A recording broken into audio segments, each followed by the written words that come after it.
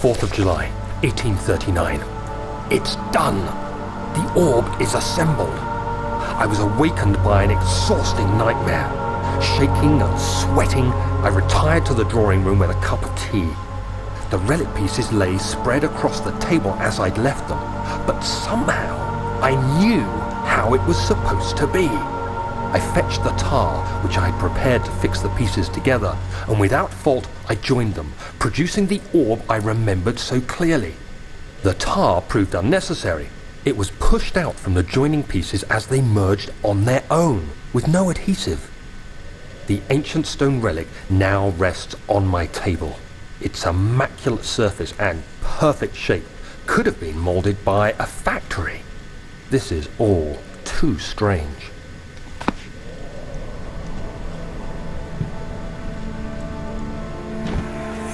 Oh, thank God, there it is.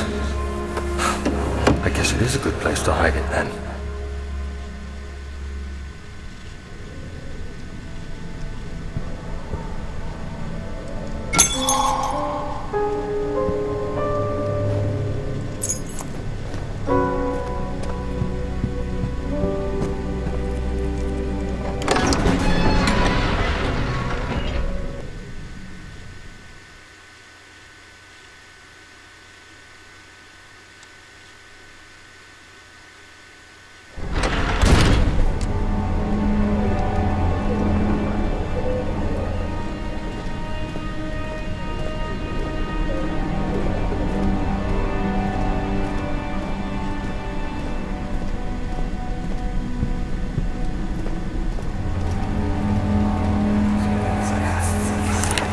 Don't forget your bag, Daniel.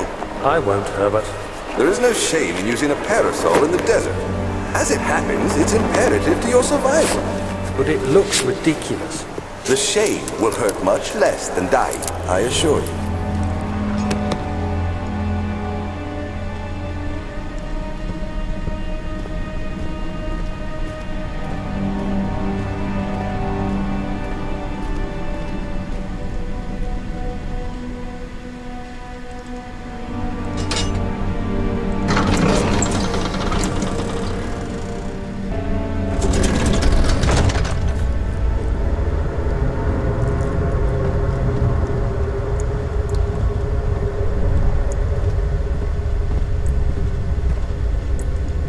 July, 1839.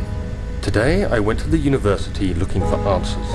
I was able to sneak into Herbert's office and pick up an address book along with some relevant textbooks.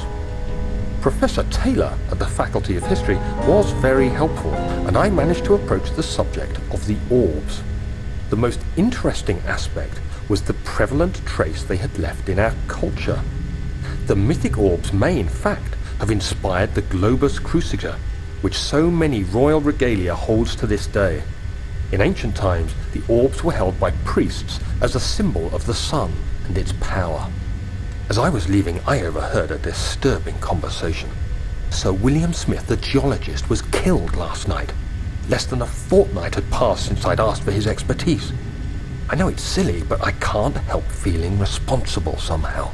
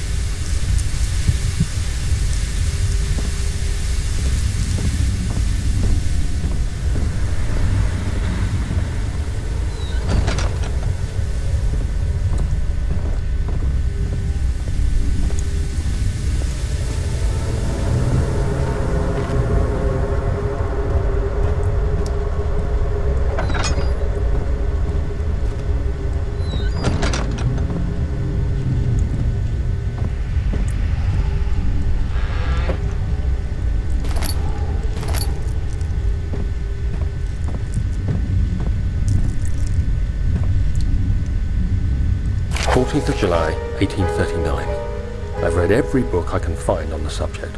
While rich in legend and hearsay, my knowledge is lack for the insight I crave. I've sent letters to many in Herbert's address book and received answers of varying importance. Today, I got one which differed greatly from the others. From a baron in Prussia. He said nothing about the quaint stories of priests in underground temples. He didn't even mention them. He simply wrote, "I know. I can protect you. Come to Brennenburg Castle. Signed, Alexander." What am I to make of this? Protect me from what? Is someone after me? I looked up Brennenburg and traced it to the Prussian woods near the Baltic Sea. While being the least informative letter I've received, it causes me greatest distress and interest.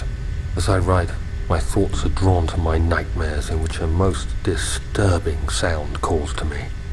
A sound defying description. A voice from the void.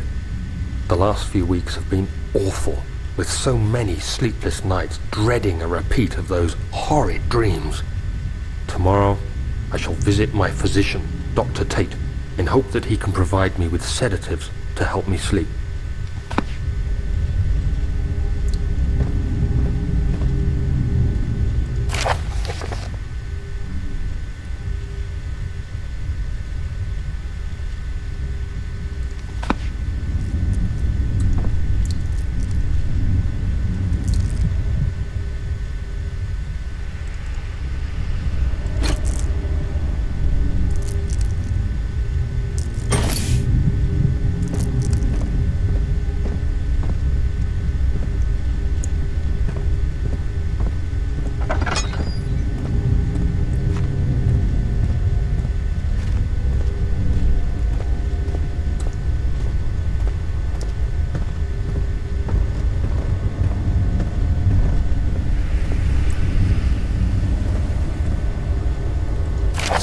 July 1839.